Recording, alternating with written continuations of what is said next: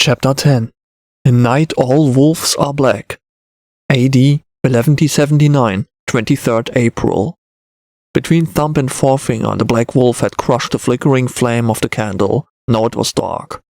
At first he still had to feel his way around with his hands, but soon his eyes got used to the darkness and he had found his way along the ramshackle wall out of the broken hut. Satisfied, he closed the door and turned to Asar, who was waiting for him by a bush. Next to the animal, the boy was kicking up a pile of leaves with the toe of his boot. The black wolf had barely taken a few steps when he heard a creak. Looking over his shoulder, he could only watch as the just-closed door fell off its hinges and crashed to the floor with a dull thud. Shortly after, the cottage gave a relieved squeak and collapsed altogether. "Wow," the boy commanded, waving his hand in front of his face after the dust had settled to some extent. "Destruction seems to follow you everywhere." The wanderer answered nothing to that, just rolled the reins of the bush and took the Frisian behind him. He set off at a brisk pace, for this had certainly woken up the whole neighborhood. "See?" he asked the horse and then looked at the boy. "I told you I wasn't going to spend the whole night in there." His gaze went back to Asar. "And you looked at me as if I was going to leave you out here alone till morning. Really? Apparently I am to be bludgeoned to death if I ever do that." The animal snorted and nudged his head gently forward. The night bore a pleasant air. Winter was behind them. For that reason alone, every time he was outside at this time, he felt something like joy by now. At least he believed that was what people called joy. Not only did he no longer have to worry about waking up as an icicle, he could also do without the fire much more often. The latter helped enormously, making people lose one's track. He still wasn't quite sure if he was rid of the consecrated blade for now. For even though much of the king's force was concentrated in the south, Sanctor was still not without soldiers of the consecrated blade. Far too few to protect all the villages, where not even the militia was enough, but he hardly noticed the difference as everyone seemed intent on carving a reputation out of the Black Wolf's side anyway. However, he had to admit to himself, the armor of the consecrated blade that the boy had scammed for himself seemed to make a good impression on people, and apparently he was even remotely lucky that some of it radiated onto him. Even if the boy made it sound like he was a simple henchman the last time out, but it helped, because they had just come from the Boar village, where they thought their theft had gone undetected. But when they were confronted about it, the boy had pretended that he and his companion would look into the matter and get to the bottom of it. The nights had become a little brighter again, at least if one stayed away from the forest. In winter, most of the trees had shed their crowns, but now leaves were growing again and only a little moonlight made it through the relatively dense canopy of greenery. It would have been a bone-breaking adventure to walk along there without a source of light, so the situation kept him more on the roads when he didn't want to make a light for himself. Still, this did not worry him. He knew that when it was dark, most people usually preferred a place with 4 safe walls and a thick roof over their heads. This was exactly one reason why he felt safer in the darkness. As a lone wanderer here, carrying a torch, he didn't even need to be wanted to stand out. Suddenly he paused. Asar had also put up his left ear. "You hear that too, don't you?" he whispered to the horse. "Hear what?" the boy asked. Looking around, somewhere in the distance a scream could be heard, a tormented one, and then at least one other, full of anger. Or was it impatience? "Sounds like someone is in trouble!" the boy shouted and had the wanderer's hand on his mouth straight away. He hissed angrily. "Thinker's voice, not market crier." The boy pushed the wanderer's hand away from him and was about to say something back when he noticed how he just kept walking along the path. "Aren't you going to do anything?" the wanderer heard the boy's voice ask, but he did not answer. Then the boy caught up with the wanderer, repeated his question and added, "Sounds like there's a woman in distress."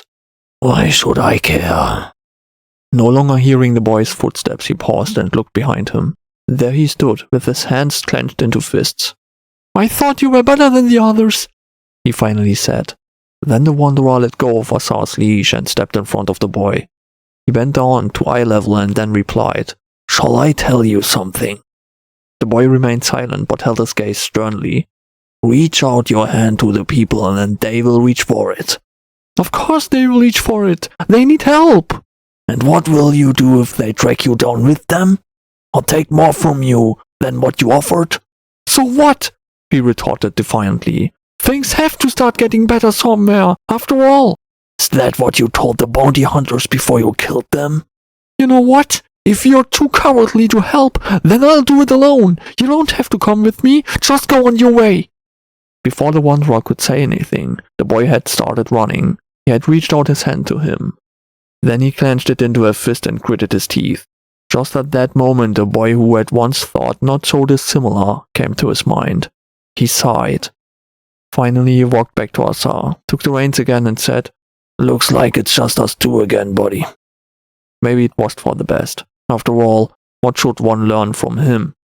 Besides, the bugger could take excellent care of himself. Not only would he be able to keep his own head above water, but hopefully he would also make something of it. So he resumed his way towards the 3 moons. It was already long past time to find a suitable place to sleep. "Hold her nice and tight," growled a burly man who was currently smearing blood from his laceration on his cheek with the back of his hand, shifting the weight of his dagger in his right. Opposite him, a young woman in a needle green robe and brown pelerine was pressed against a tree trunk by 2 other men. Her face was tear-stained, and in her eyes was enormous life-wearying hopelessness that had been preceded by a long training struggle. Earlier she had been kicking about, but now she was only hanging half upright as the men held her up, each by one arm, and adjusted her head so that she had to look at the third of them. "You know," he said now, looking briefly at the blood on the back of his hand, "we could have just cuddled up and spent the night together, but you must be such a miserable beast." He stepped closer to her and grabbed her by the jaw, squeezing her cheeks with his thumb and forefinger. Her breath fluttered as he put the dagger to her temple and said, "I'm just going to put your pretty face in a nice place, sweetie." "Not before I run yours right into the ground!" A shout echoed loudly. The man jerked around and all 3 of them looked at the boy, or was it the young man, who was in armor of the consecrated blade. Only the woman's gaze seemed to pass him by a little. "Well, lick my arse," said one of the 2 holding the woman, and the other added, "I thought you were all busy down south, and don't I know it?" "What's the whacker of the consecrated blade doing here at this hour, and so lonely too?" the man with the dagger in his hand said, now stepping towards him. "I am not," the boy said at first, then quickly proved himself wrong and said in a deeper voice and with a straightened chest, "Yes, the consecrated blade. Do you think the king would allow such outrages? The justice of Thorin is no less just because his servants—" "Shut your trap, little one!" He pointed the tip of his dagger at the boy. "If you don't want to die, you pathetic piece of shit, then you'd better get your little legs in your hands and fuck off. Or something will happen that your Thorin won't be able to fix." "Not until I know this woman is safe." "Why do you want to help this bitch? You don't even know what's going on here, kid." At that the boy shook his head. "I hate being called that," was all he said, and he had already drawn his sword. For the first time since his fight against the Wanderer, and that was exactly why he only now remembered that it had broken in 2. His opponent burst out laughing, and the other man also smiled. "What kind of king stock is that? Strutting around with a broken blade? Ha! Fuck! Says a lot about our shitty country. That's too good to be true." "Is that what you get from all your ass-kissing?" another asked, pointing at the broken blade. "There are 3 of us, you little pissant," said the man with the dagger again, who by now had approached the boy to within a few steps of him. "What do you want to do? Call upon your god for mercy and beg daddy," he cried out in pain as the boy rammed half the blade into his thigh. One of the other 2 men then let go of the woman and drew his sword. Meanwhile, the injured man had struck at the boy. He was hit on the cheek by the backhand in such a way that he fell backwards to the ground. "Kill that little tosser!" the man roared, wrapping his hand around the hilt of the sword stuck in his leg. But no matter how hard he gritted his teeth, he dared not to pull the blade out just like that. The blood had already run to his foot. At the same time, the 3rd man had taken the woman in a stranglehold and had moved a few steps away from the action. But he too had drawn a short sword and was ready to fight. His mate was just stabbing the sword at the boy lying on the ground, but he rolled off and heaved himself to his feet. "Well, scared?" he asked the child. And indeed, there was fear in his eyes. But much more the question arose in him how he was to defend himself against a man without a weapon. Then there were the other 2. Maybe the whole thing had not been such a good idea after all. He dodged the first attack with a leap backwards and then grabbed a branch to block the next blow. But the wood could not withstand such an edge, so that it was already chopped into small pieces after a few blows. Then he managed to catch the man's leg with a punch from the side, which collapsed so that he fell onto his knee and received the next blow directly on the head. The boy laughed victoriously as the guy went down, but the laughter caught in his throat as all at once the other man's dagger plunged right into his shoulder. "Gotcha, you little runt!" The man groaned between clenched teeth. With a jerk, he wrenched the dagger from the boy and kicked him in the back so that he fell face first into the dirt. The boy whimpered in pain and held the gaping wound with his right hand.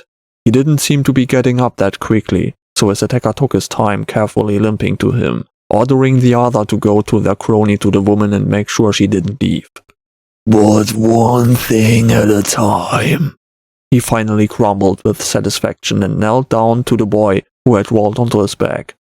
Abruptly, the boy raised his fist, but the man caught it easily in his left hand. With relish, he began to push it backwards until the boy began to cry out in pain.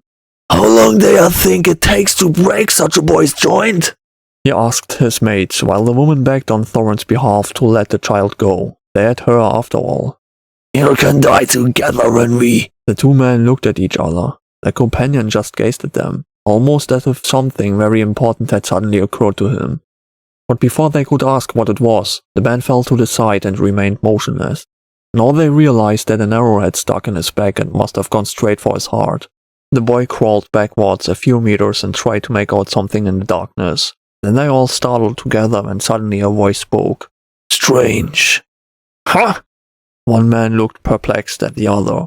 He in turn shouted, "Show yourself, you miserable bastard!" "I was under the assumption that you would have been told." The voice again spoke from the darkness, which now seemed to come from a different direction. "Told what?" The boy had collected himself by now, straightened on his feet, and took the opportunity to take cover behind a bush. "That you have to fear the night." "And why should we do that? Because some wannabe ambushed us? Why don't you come out of hiding and stand up like a real man would?" "Monsters hide in the night." The voice spoke again, once more from a different direction. "The darkness is theirs because the light has been taken from them." "If you don't stop this nonsense, we'll kill this bitch here, understand?" A dying scream echoed through the forest. One man was startled away from the other, causing him to let go of the woman. A huge gash gaped across his back and blood gushed from it. He toppled forward to the ground and lay motionless, followed by a strangled scream from the woman. Now the only remaining one of the three saw a figure clad in black armor. It wore a mask of same color in the shape of a wolf. "No!" The man stammered and staggered backwards, drunk with fear. "Not you!" He finally managed to choke out. He tried to pull a second blade from his belt but slipped it several times.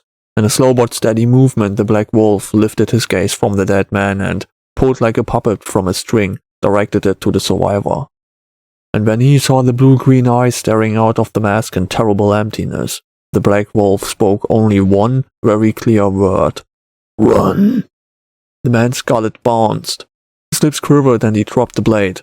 But then his will managed to break the bonds of fear. He jerked around, fell once to his knees, straightened up again and ran into the darkness, whose embrace seemed a lot more inviting right now. The woman lay on the ground, whimpering. She was shaking all over. Then she cried out as a hand touched her back. "Shh." A voice whispered softly, and the hand stroked her from her back to her shoulder. "The nightmare is over." "Is that you?" asked the boy, who had now emerged from the bush and looked in amazement at the man in the mask. He now stretched his head into his neck and took it off in one go. Out came the face whose owner had accompanied him for the last few weeks. "So you came after all!" The boy exulted, but then groaned as his wound painfully reminded him of its existence. The wanderer whistled and then shook his head. Meanwhile, as Assar stepped out of the forest to join them, he commented, "You could have died over this." "Who are you?" they heard the woman ask. The boy's sounds choked as the wanderer put his hand over his mouth. "Didn't you see that?" he asked the woman in amazement, who had straightened onto her knees and was now crouching there, seemingly staring aimlessly into space. And that's when he noticed. "I'm blind. Please, who are you?" "I beg your pardon." The wanderer bowed and the boy wondered what for. He then stepped up to the woman, took her by the hand and helped her to her feet.